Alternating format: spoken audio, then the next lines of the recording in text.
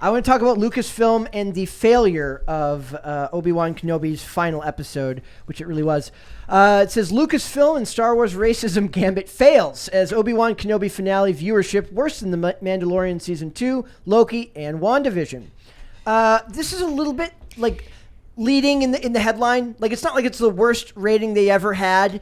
And including the part about racism is very clearly a ploy to get people to read. The viewership thing confused me because I thought they meant just number of people who, streamed it like at all, not by minutes, not by watch time. They go by watch time. I didn't know that a lot of like streaming services paid attention to watch time, but I guess if you're going based off of ad revenue as if it's the same as a YouTube video, you have to do that. Well, also they want to see if it's a show and you only watch so many minutes of a certain episode, how the hell are you going to tune into the next episode? Going forward, so Samba TV always does by watch time. I just read the other day that $200 million they spent on The Gray Man and it only stayed at number 1 for 8 days. Yeah, that's crazy. Netflix is not the place to be putting. And they announced things that should be theatrical releases. A Gray Man extended universe because everything's got to be a freaking extended universe. Has to have so a you prequel, agree? You agree that it's stupid? and a sequel and a spin-off. At least. You guys are welcome. Welcome to my church of this is stupid. I am anti-multiverse, sequel-dominant stuff. If they wanted to do one, like a villain story for Regé-Jean Page's character, who I laughed at and thought he was hilariously mean to everyone and loved it, like, I'm okay with that. But he has to be the bad guy the whole time. I don't want some type of, like, origin story on why he's a closed-off, emotionally distant douche.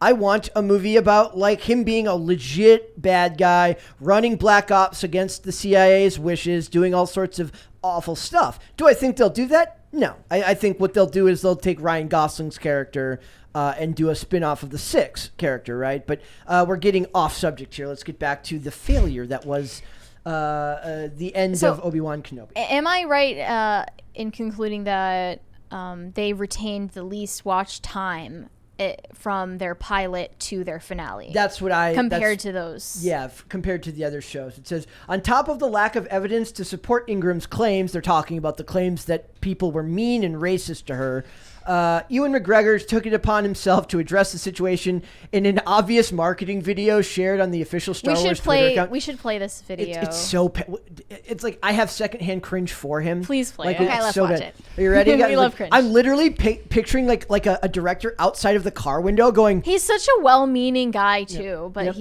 it's unfortunate he's taking some direction from all those extreme close-ups that they did of him on the show. Yeah, it's the only way he knows how to hold his face. This weekend, Star Wars fans made Obi-Wan Kenobi the most watched Disney Plus original series premiere of all time. It looks like Kenneth Branagh. For that, I would say a big thank you.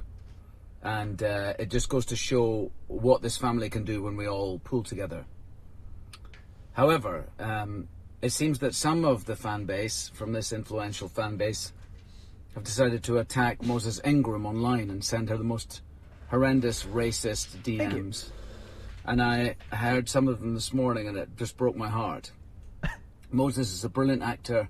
She's a brilliant woman. And she's absolutely amazing in this series. She may actually be a brilliant woman. I don't know her. As an actress, I can only speak to her work in this role and say that she was miscast and isn't very good.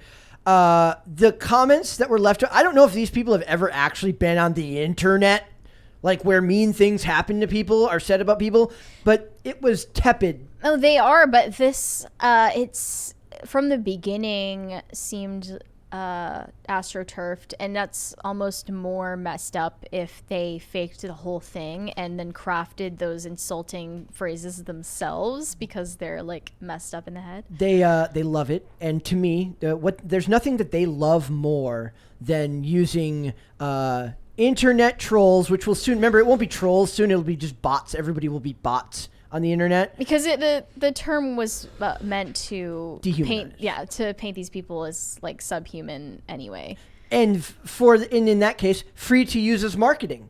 So they swap the race or the gender of a character, it's like knowing people if all will your dislike haters are bots, so are all of your fans. Yep. But even even if not these the are real, fans. even if these are real people, you race or gender swap a character, you know it's going to annoy people. And then when it annoys people, you use it as marketing, and it's a way of... Moses Ingram wasn't race swapped, was she? No. She's a new character. But the idea here is, in that case, yes. But for this, the idea is that you take a character, and everyone these days, because of the way the internet is, because people know how Hollywood casting works, they feel that this lady, who clearly doesn't seem to have what it takes for this role...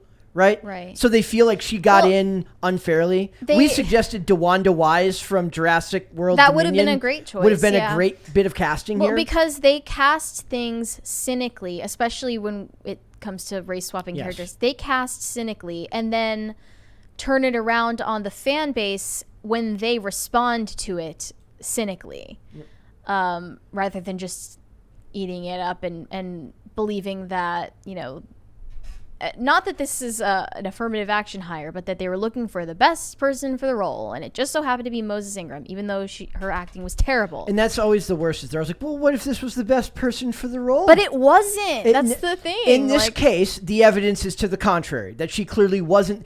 I know you didn't watch the show. What I would say is, like, no one is saying because of her race she's not doing well in this role. Like, it sounds like she just didn't do a good job, which is a huge. I mean, like, I empathize with that. Like, that's. Must be a huge risk for actors everywhere. But what I'm not really sure. So the DMs are specifically attacking her race, or they're just being like, not so good on that show, which, like, that would be upsetting to get for sure. But also, surely as an actress, you have prepared yourself to get negative feedback. The producers, seeing that their show was underperforming, wanted to create controversy about it. It's that simple. And then thank you guys. Kind of made Moses Ingram, who possibly none the wiser, believed that she was getting racial hatred on the internet. I guess for me, I do take great comfort in knowing that if people hate me, they hate me because they think I'm an idiot, like, not because of, like, I can understand where the anger comes from for somebody. If she actually believes that, like, she's getting all this hatred for that reason, and the evidence to me was, there was some evidence that people said mean things. People are going to say mean things on the internet. Most of the people, like, if somebody's going to come on to our videos and comment about me being bad at my job, it's going to be about the work. If what they were saying was valid criticism of her acting, of which there is plenty to criticize, then respond to the criticism or ignore it and do your best. But don't frame it as just baseless hatred. This is so they're talking here. It says, for the weeks ending in July 3rd, Obi-Wan Kenobi did not even chart. So it ended the week before, and then by the next week, it was out of the charts entirely. So it had a really big hit. People started watching it a lot, and then it just dropped off. It shows that they do so much like pre-release hype, trailers, teasers, marketing for these shows, and then it doesn't measure up to it never does. What they said it was going to be. And like what I you think said, this is what is going to happen with Andor and all of these upcoming Disney Star Wars projects, and I mean pretty much everything on Disney Plus. They are going to hype it up to high heaven, and then when no one likes it, they're going to blame the fan base for not, I don't know, like not having sophisticated enough taste. That's what they're It's like say. Literally calling us Philistines for not liking their like objectively low quality productions. Obi-Wan Kenobi did indeed have the most watch time via minutes for a Disney Plus original series, as Nielsen reported that the show's first 3 episodes raked in 958 minutes viewed. However, Nielsen recently released their data for the weeks ending July 3rd and June 26th. The 6th and final episode of Obi-Wan Kenobi was released on June 22nd for the week of June 26th. So that's that first week that it was out. Nielsen reported that Obi-Wan Kenobi only brought in about 860 million minutes viewed. This was good enough for 3rd of the top 10 Nielsen charts, behind The Umbrella Academy and Stranger Things. Beating out Stranger Things wouldn't have happened. Stranger Things is a phenomenon right now. I would have expected it to beat out The Umbrella Academy, to be completely honest. and reported that Obi-Wan Kenobi only brought in 860 million minutes viewed. This was good enough. Yeah, okay. So it says for the weeks ending in July 3rd. So now this is the following week. Obi-Wan Kenobi did not even chart on Nielsen's top 10 list for the streaming service. Netflix's Ozark placed 10th with only 330 million minutes viewed. So it was less than that by its second week out. And I think about the amount of promotion that's spent into all these products, which we're now starting to see for Andor as it cycles back through. And I'm just like, it couldn't beat The Mandalorian Season 2. And The Mandalorian Season 2 had its own drama going on. Because if I remember correctly, a lot of the Gina Carano stuff was happening around this time. Like, I don't know if that stuff all happened right around the release of Season 2, but fairly soon after, right? Like, so... Well, what Gina Carano stuff? Her getting fired from the show. The original, yeah, okay. Yeah, because of saying stuff that Pedro Pascal said. Yeah, I understand why that would kind of boost the viewership for a while. So it beat and then they wanted to repeat that. Yeah, so it beat out Book of Boba Fett, but just barely, but wasn't able to beat out shows like WandaVision and Loki and Mandalorian Season 2. So it feels like it should beat out The Mandalorian because it was a more recognizable character to normal people know who Obi-Wan Kenobi is. The average person may not know anything about The Mandalorian other than Baby Yoda. Is more marketable than... more so than the little actress that played Baby Leia. yeah, that is true. No offense to the young actress. This is why ultimately, like, I end up looking at tweets and just like online conversations about these shows and feeling like I'm losing my mind because it all feels there so are fake. like these viral tweets with like triple digit 100,000 something all bought and paid retweets for. talking about how much hype there is for this show that no one I know in real life is talking about. There's no word of mouth value to it. I have word of mouth conversations about like Stranger Things. That's what I'm saying. You can tell what's organic. Never something on Disney Plus. I've never heard anyone like in real life recommend one of those shows or again, like I'm looking at social media posts that don't reflect real world like public opinion of what they're putting out there. And I would have even said like maybe there's an age discrepancy there, but you work at a place with most of the people who would be right in this target who would have that nostalgia factor. But then like the Stan accounts on Twitter who have these viral tweets that are probably bought and paid for are 89 usually teenagers or like people in their early 20s who are like in high school or college who have time to dedicate to like posting screen caps of Obi-Wan Kenobi and being like, this part was so emotional and like, vulnerable. The reaction to the Andor trailer was insane to me. How like they get excited every time, but nothing new is brought to the table. What I have not understood. I've never been really invested in the Star Wars world. I don't really watch it, but like, it just seems so overdone at this point. Like nothing is happening. Why are you still doing this? Here's I put the tweets on screen. I'm not going to screen them. These are the stuff that were said about Moses Ingram. Your days are numbered. That doesn't sound. That sounds fake. You are not the first. Yeah, I'm not saying that. N-word. Not saying that. You're a diversity hire, and you like won't don't be loved post or that. remembered. Just like common sense. Don't post hate comments that you're getting if you don't want to get more. You're bringing the attention to it. Well, and all these people want is a response, right? Yes. Well, you have like given them that. Yes. When people say negative stuff to me on Instagram, like about my skating, it doesn't happen super often, but it does happen, right? I don't ever respond. Like if I barely have the time of day because I'm so busy with work to respond to people who say nice things. Yeah. If I'm not going to engage most of the time with the people who say nice things because I'm too busy, why the hell would I give a person saying negative things the time of day? And like, if it genuinely hurt her feelings, she's just like projecting out there how she feels negative about her performance on the show and is taking things personally because of that.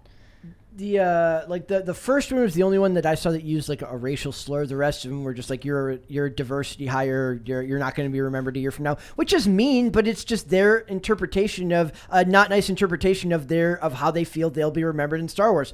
I won't say her race wasn't considered in the casting decision. Yep. It was. All right, and before I do still want to talk about the Fiona Shaw article. This because we're going to talk about Andor. We will review Andor, I think, because Andrew will sit through Andor, right? No. Will he sit there? I can't do this all over again. So Fiona Shaw, who will be in Andor, it made it abundantly clear in the upcoming Star Wars series will be a political commentary on Donald Trump rather than a Star Wars adventure. It's a take on the Trumpian world. If you exist in a world where you say Trumpian non-ironically, it's like too much analysis to something that is still in the current day. Yes. So she says, Shaw, who plays a character... she says she talked to Empire about the upcoming series, telling them Tony Gilroy has written a great scurrilous take on the Trumpian world. What does scurrilous mean? I can look it up. I think I use the context that comes to mind is like kind of brutal is the word that I'm thinking of, but I could be wrong. It's a scurrilous take on the Trumpian world. Our world is exploding in different places right now. People's rights are disappearing, and Andor reflects that. The Empire is taking over, and it feels the same thing that is happening in reality too, she explained. Well, just like they compared the Empire to like Nazi Germany. She works for a $1 billion company that has enormous political influence. You are not the rebellion. You are the Empire. Sorry. I'm sorry. Somebody clip Brett saying, "You are the Empire." And then sorry after. Yeah.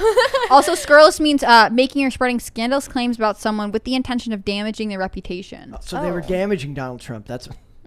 What? Okay. So is that the word she meant to use? This is just like the recasting of Robin Hood as a with a Y black female Gen Z rapper in a rap who group. Fights the injustices of New Nottingham. Like, it's old people wanting to feel like they're in touch with the young people. Hello, fellow kids. Feel like freedom fighting underdogs. And their social art, media, they want to feel like fighting. Their art is subversive and cool, and it's none of those things. It's everything we expect it to be. In fact, if there was an opposite to everything you just described, it would be what theirs is. To be frank, it's sort of like I don't want to get too political, but like it's sort of like when a lot of conservatives in like Trump's first election were trying to call conservatism the new punk rock when it just objectively was dudes in suits. And also, like, stop. Like, you have to Fox News. If you have to say you're punk rock, you are not. You're not. Rock. Yeah. Punk rock doesn't have to declare itself punk rock. Like, that's just the way this works. Just actually do something that speaks for itself for once. I guess that wouldn't even be possible in current year because everyone's on social media. Like back in the day, you were just punk rock because you didn't have a platform. You knew. Yeah. So. It's stupid, but I thought this was a hilarious take. Like, they're like, literally, they took all the wrong lessons. Everyone's like, no politics in Star Wars. Oh, by the way, Obi-Wan Kenobi is bisexual. Yes. Good. I'm so glad they finally outed him. I have been worried about, like, why do we need to make him bisexual? Like, this doesn't make any sense. Forced him out of the closet. Also, because they've got nothing. Well, like, they're like, Harry Potter has the one with Dumbledore, so we've got to do something. Like, I think... I understand that Star Wars was a huge production, and I understand that I am just not into it, and that it has cultural significance anyways, but like, why are we cannibalizing this whole world? Like, why are we destroying it to try and keep it with a modern era? Like, let's stop making this happen. There is no realm in which it's not propaganda now. If you, to be honest, like, if you were doing this with new characters and everyone was gay, bisexual, pansexual, fine. They're new characters. I know. No, because it's still contrived. But I'm saying it's still propaganda, but it's when they do it to previously established characters that it becomes blatantly more obvious to even normies. Well, yeah, that's just another way of retroactive editing. To normies. And to be fair, this is even worse. This is more like queer baiting. What they're doing here, like which they hate, which people LGBTQIA plus people hate. They don't want to be like the ones that are not activists say like this is annoying. Don't do this, but they do it anyways because they have no better way. They don't know. They either just want to destroy stuff. The Disney Star Wars NPC fan base. Yeah. loves it. Anything they do, they love it. They'll cry about sticking it to the man babies. Like, they cry tears of joy no matter what crap, like pink sludge. Like, you know those videos that people watched of how hot dogs are made in like the 2000s, and everyone like freaked out and they were like, that's disgusting. Do you know what that's made of? Every time that someone ate a hot dog, it's sort of like this is the media version of that. It's the whatever pink sludge that Disney will churn out, they will just eat it unquestioningly. Consume. Don't ask questions, just consume. You'll own nothing and be happy. You will subscribe to Disney Plus and you'll be happy. I have no I can't afford to buy a home, and food is 8,000% higher than it used to be, and my job has no upward mobility, but at least I've got my Obi-Wan Kenobi series. That's what they think. I'm all right, financing my Disney Plus subscription. Thanks for watching this clip, guys. If you want to see full episodes or follow us on social media, links are in the description below. Bye.